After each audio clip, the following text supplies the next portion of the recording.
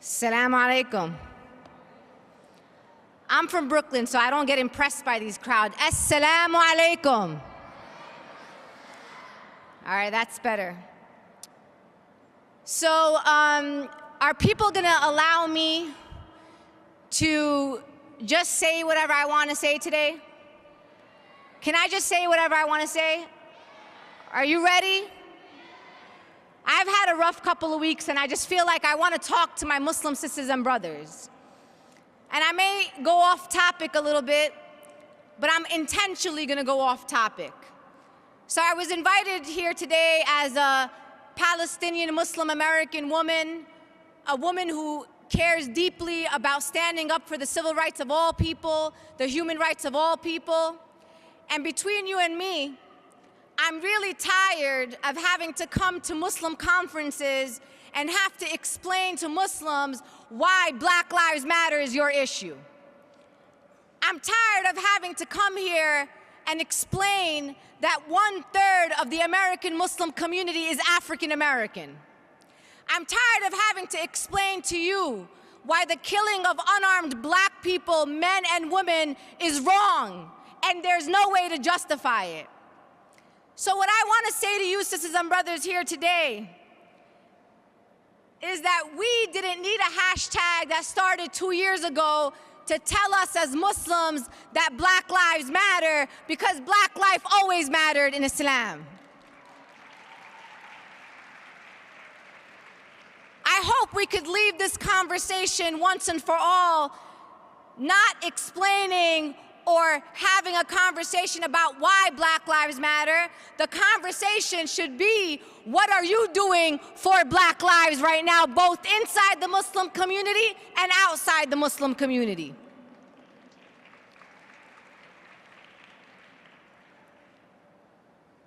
So the conversation that I want to have with my Muslim sisters and brothers is going to come back to Black Lives Matter.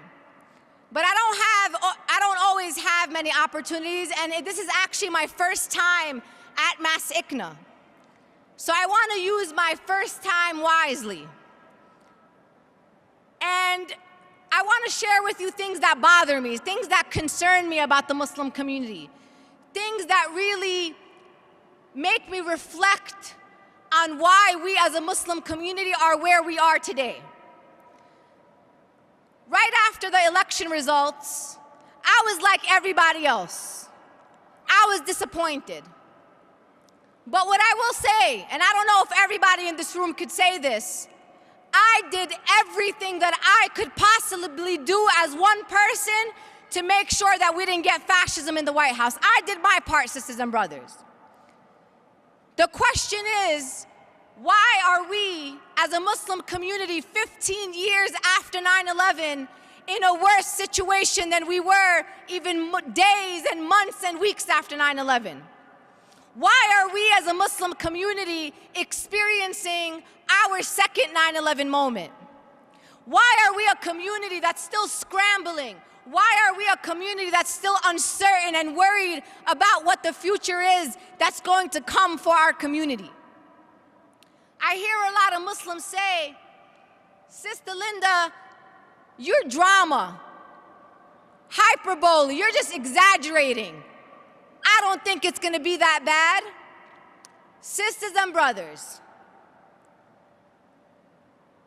the people who are in power in the White House and will be in real power on January 21st are people that have called Islam a malignant cancer. They are people that have questioned whether Islam in fact is an actual religion. And you may say to me, who cares, Sister Linda? I don't care if people think Islam is a real religion or not. It's my religion. Well, let me tell you why that matters. If someone in this country in power decides that Islam is not a real religion, then your constitutional rights to practice your religion freely went out the window. And what I'm tired of in the Muslim community is how ahistorical we are. We act like we don't know the history of the country that we live in. You have some of the most notorious Islamophobes that your sisters and brothers in Muslim organizations, activists, have been working against for the past 15 years. And I remember people during the election season, they were so outraged. They were like, Muslim registry? Not on our watch. We're not going to let that happen. Patrolling the Muslim neighborhoods? How could they do that? Muslims live in all neighborhoods. Sisters and brothers, wake up. There are dozens of databases that already have our names on them. We have terror watch lists and no-fly lists. We just, based on the work of tireless advocates and organizations, we just shut down a Muslim registry program called NSEERS. Where were you under the Bush administration when they were registering 110,000 Muslim men from our communities? 10% of them were put into deportation proceedings, and with your taxpayer dollars, they found 0 terrorists. I don't know why, as a Muslim community, we're acting like we live in a country that is not capable of doing really horrible things. We live in a country that was founded on genocide of Native Americans and indigenous people. We live in a country that was founded on slavery of black people, some of whom were Muslim. We also live in a country that decided one day that the Chinese needed to be banned from coming to the United States. So we passed a piece of legislation called the Chinese Exclusion Act. We were also a country that interned Japanese Americans in camps on this US soil. So I want to ask you, my Muslim sisters and brothers, do you think that your life is more worthy or more honorable than a Japanese American? What makes you think that you're special? That you are immune to a potential atrocity that can come to our community? So if you want to wait and see, Sister Linda Sarsour is not waiting and seeing. I'm going to fight now before something really bad happens to my people.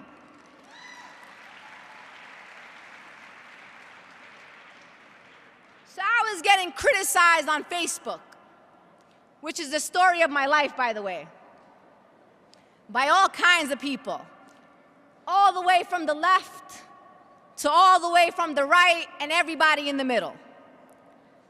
And the reason why I tell you that is because I don't care. If I believe in something, if I truly believe that I'm doing and saying the right things from the deepest of my heart, I don't care about the critics. There has never been a monument that has been put up of a critic. So the critics can say whatever they want. Now, I had a sheikh criticize me, and he actually quoted my Facebook where I said that I will be in perpetual outrage over the next 4 years. I am choosing to be in opposition and resistance to this new administration. I'm not going to the White House iftars. I'm not going to go to the meetings if I get invited to any. I will not sit with the enemy, with Islamophobes, with homophobes, with xenophobes, with anti-women and anti-immigrant zealots. Not me, sisters and brothers, and I don't believe anybody in the Muslim community should be engaging this next administration.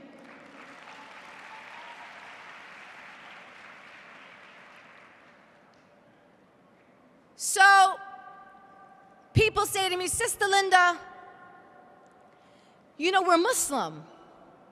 We follow a religion of love and compassion. I know that. I know what my religion is. I also know that my religion is a religion of love and compassion, but it's also a religion of justice. I got a lot of Muslims telling me Islam is a religion of peace. Sisters and brothers, there can be no peace without justice. So if you want to bring peace to the lands that we live in, let's join hands together and fight for justice for all people, which is what our religion calls us to do.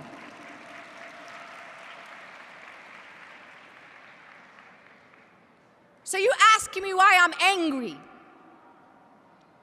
I'm angry because I love my community. I love my religion. I love my sisters and brothers. And this administration won an election on the vilification of our communities, of our Muslim organizations, of our masajid, of our faith, of our beautiful religion. How can you sit with people who have gained access to power on your backs and the backs of your children, on the backs of black people, on the backs of Mexicans and undocumented people, on the backs of people with disabilities? Why would you as a Muslim think that you can sit with someone who has dehumanized you? The reason why I veered off this conversation of Black Lives Matter is for the very reason why I don't stand on any media platform or on any stage or at any press conference condemning terrorism. Let me tell you why. I don't condemn terrorism as a Muslim. I condemn terrorism as a human being. And when somebody asks me as a Muslim to condemn terrorism, that very question that is asked of us is inherently bigoted, because someone actually believes that we lack the humanity to stand up against any and all violence, regardless of who that violence is being committed against. Sisters and brothers, as Muslims and in front of our children, I am tired of standing on stages telling Christians, oh, we believe in the same God that you believe in. We are Americans just like you. We love our children just like you. We have families just like you. I'm tired every single day of our community having to prove their humanity. We are human beings, sisters and brothers, and if someone doesn't want to accept us as human beings, you don't have to fight for that right. You walk on and find some new friends. This is why it hurts me that black people in the United States of America, some of whom are in our community, 1/3 of your community is African Americans, that they have to justify to you why you need to stand up and say that unarmed people shouldn't be killed at the hands of those who swore to protect and serve us. It doesn't require people to have to tell you as a Muslim right from wrong, because our religion is very clear on what is right and what is wrong. And when somebody in our community makes a mistake, you got two choices. And you ask yourself, what would our beloved Prophet Muhammad sallallahu alaihi wasallam would do? He would always choose to be on the side of the oppressed, of the downtrodden, of the poor. He will never choose the oppressor over the oppressed. So in order for us as a Muslim community to change our conditions, we need to change ourselves. So let me tell you what we as a Muslim community have been doing for 15 years. For 15 years, our community has been engaging in working towards acceptance instead of working towards and demanding the respect that our communities deserve. For how long, sisters and brothers, are we going to continue to ask people to love us and respect us and see us as one of them? Everybody in this room could agree that some of our heroes, people like Malcolm X and Muhammad Ali, you say they're your heroes. I saw all of you. You were all posting on your Facebook when Muhammad Ali passed away. Last year was the 50th anniversary of the assassination of our brother Malcolm X, Al-Hajj Malik Shabazz. Brother Malcolm X and brother Muhammad Ali, they never worked towards acceptance. Muhammad Ali lost everything. He lost his titles, his championships. He lost his fame to stand up for what he believed in, and his foundation for standing up for what he believed in was that he was a Muslim, and he knew that Islam would never ask him to go commit injustice against innocent people. People every day are posting quotes about Malcolm X. Let me tell you about Malcolm X. Malcolm X always spoke truth to power, and he didn't care about the consequences.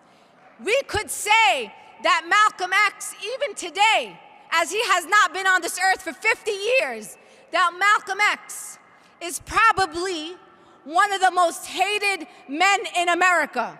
But guess what, sisters and brothers? He was also, and still is, one of those most respected men in US history. So my question to you is, do you want to be accepted or do you want to be respected? I don't know about you, but I want to be respected. So in this room, you could say, Sister Linda, I don't agree with anything that you're saying. I don't care if you agree. But what I will say to you is that you may not agree with me, but I expect you to respect me and respect the positions that I have, and that's how we have to operate as a Muslim community. We have also been operating under this assumption that there's something called Muslim issues. Sisters and brothers, you live in the United States of America. There is no such thing as a Muslim issue. Healthcare and healthcare reform, reproductive rights, immigration and immigrant rights, economic justice, climate justice, racial justice. These, my dear sisters and brothers, are your issues. They are American issues and they impact all of our communities. Syria, Kashmir, Burma, Palestine, Iraq, those are all your issues. They are all of our issues. Just because you're Syrian doesn't mean you just care about Syria. Just because you're Palestinian, it doesn't mean you care about Palestine. If you are a true Muslim, you care about all of our Muslim sisters and brothers. You care about all oppressed people all over the world.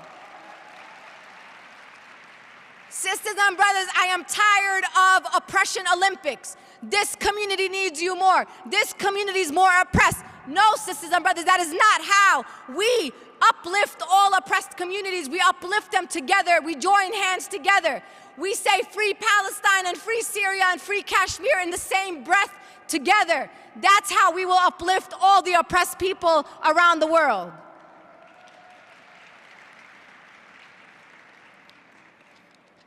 Sisters and brothers, I have nightmares. And I want you to engage me in this thought that I have. Sometimes I'm sitting in my office and this comes to me. I start thinking about Muslims 100 years from now. Imagine that. I'm in 2016 and I'm imagining Muslims having conversations 100 years from now. And I always imagine that there are going to be these Muslims sitting in a quiet basement somewhere in the United States of America, and they're going to be talking to each other and saying, why are we so afraid to be Muslim? Why are our women not wearing hijab? Why are all these beautiful mosques that have been built, why are those mosques empty?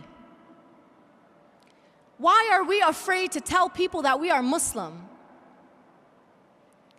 What were those Muslims doing 100 years ago?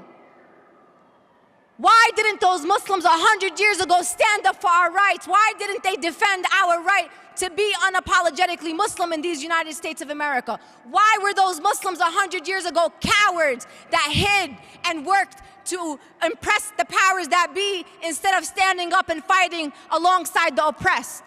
Is that, sisters and brothers, is that the story? Is that the conversations that you want Muslims 100 years from now to be having about you?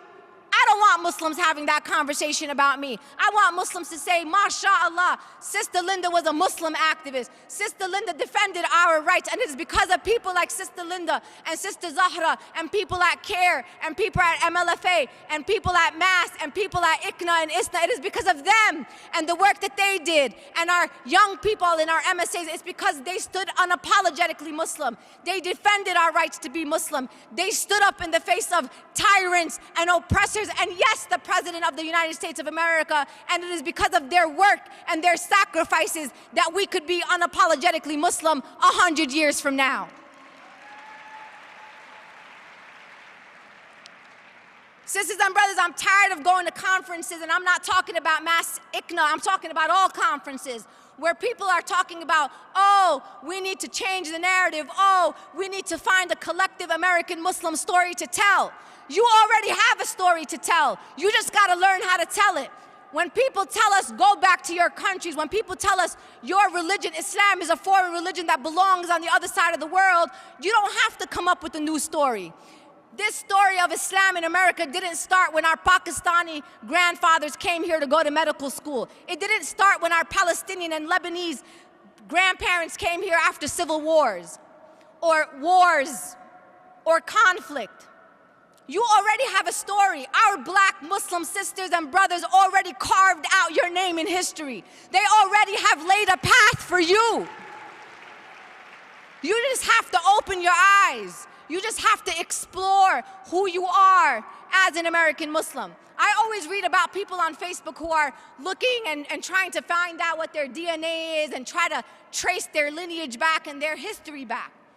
You as an American Muslims already know that Muslims came to these lands as enslaved people before these United States of America were even called the United States of America. These Muslim enslaved people, some of whom were some of the most educated, they were fluent in Arabic, some of whom were scholars, some of whom were members of the royal family. These people came here. And even sisters and brothers, this is what I want you to know, especially those of you who are in fear or are fearing some sort of uncertainty. I want you to imagine with me for a second, how did enslaved Muslims in the United States of America, how did they figure out how to pray and be connected to their faith? How did people who were enslaved, some of whom were tortured, how did they still believe there was a God? And even throughout all of that, somehow, some way, they carried our religion proudly, and it is because of their sacrifices that you get to sit in this room today and call yourself a Muslim American. So there's no need for you to come up with a new story, no need to waste the resources that we have as institutions that are limited. You have a very proud story. You have a lineage of resilience in this country, of pride in this country. Don't tell me about a mosque that was built in the 1940s. I want you to take your kids back to the 1700s, even the 1500s, when Muslims came and built the first English colony called Roanoke Colony on the coast of North Carolina. That's how far back your story goes. So when somebody tells you go back to your country, you tell them, I was here way before you ever knew there was a United States of America.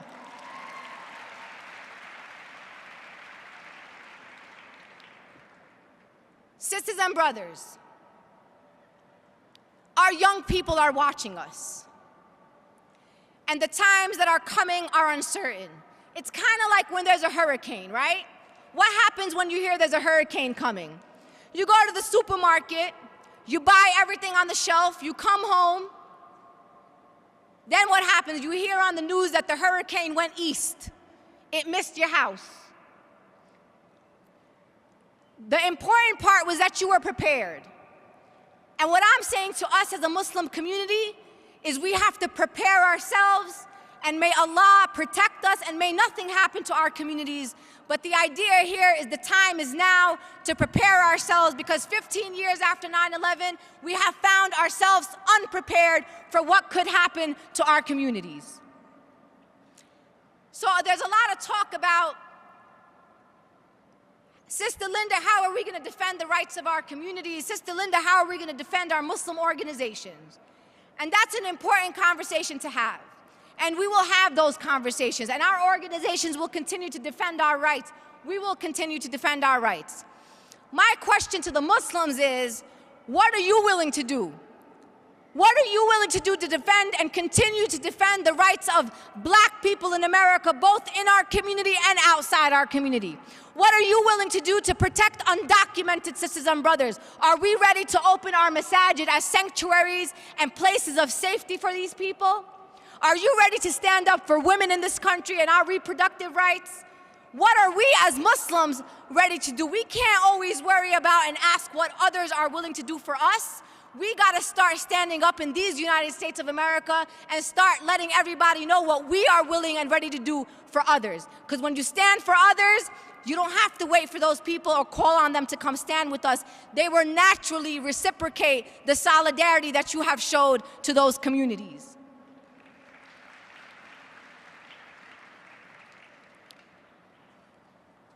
Sisters and brothers, fear is a choice.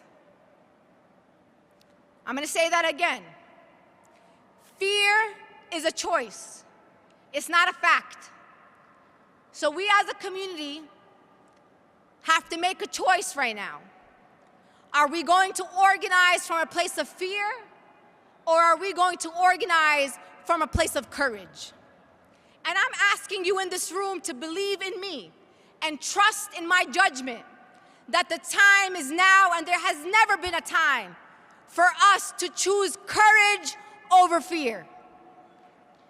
I want you, every single day when you see your children leave to school every morning, I want you to tell your children to hold their backs straight and to keep their heads held high and make sure that their faith is stronger than ever, so when they walk out into these streets, they are unapologetically Muslim.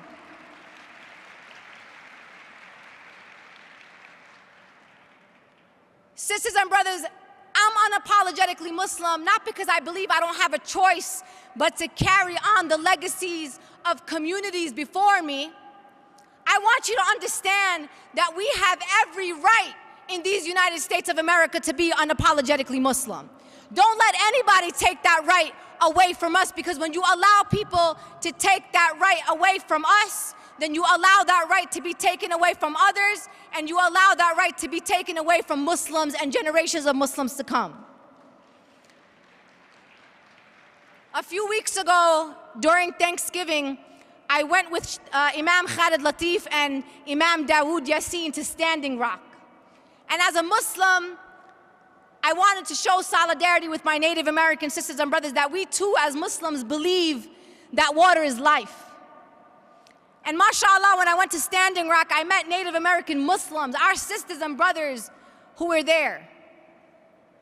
And I was so humbled by this experience to be able to be somewhere and say that no matter what, it went full circle, that we are still standing in solidarity with the most indigenous people of this land. If the most indigenous people of this land still don't have their rights, how do you think you as Muslims are gonna get right? Do you think it's just magic? Sisters and brothers, our nation needs you now more than ever to be its moral compass. We have everything. We have a religion and a faith that is rooted in compassion, love, and justice. And that is what we need right now to lead these United States of America. And I don't want you to be caught off guard by my anger. I am angry, sisters and brothers. And let me tell you about anger. Anger against injustice comes from love. If I didn't love people, if I didn't love my community, if I didn't love humanity, I wouldn't be angry at injustice. I would allow injustice to happen around me. So don't let people silence you and tell you you're too emotional, you're too angry. I want you to respond to people when they say you're too angry or why are you angry? I want you to say this: why are you not angry? There's enough injustice around us that we should always be outraged at the things that are allowed to happen on our watch, in Aleppo, in Palestine, in Flint, Michigan, in Detroit, in Brooklyn, and yes, in Standing Rock. So let me tell you about my plans. I am very honored as a daughter of your community to be one of 4 national co-chairs for the Women's March on Washington. And I am honored to represent my community with over 500,000 people that are going to meet this next administration on their first day in office, January 21st. And our message is going to be very clear. We are one. We are united. Hands off our Muslim sisters and brothers. Hands off our undocumented sisters and brothers. Hands off women. Hands off people with disabilities. Hands off seniors. We, sisters and brothers, have the opportunity for generations to come to say that Muslims led the fight against fascism and xenophobia and Islamophobia and hope in 2016, in 2017, in 2018. Let us be those heroes in those history books for generations of people to learn about us and our convictions and our values. Sisters and brothers, one thing I learned from Standing Rock is that your responsibility is not just to now and to this generation. They believe that we have a responsibility for 7 generations to come. So I want you to think about every action that you take, every decision that we make as a community will impact 7 generations of Muslims to come. And what I want to see 7 generations from now is people in our communities who are more unapologetically Muslim 7 generations from now than we are proud to be Muslim today. And that is your responsibility, that is your story to write, and it is your decisions that will let us know whether Islam thrives in America or Islam dies in America. Assalamu alaikum.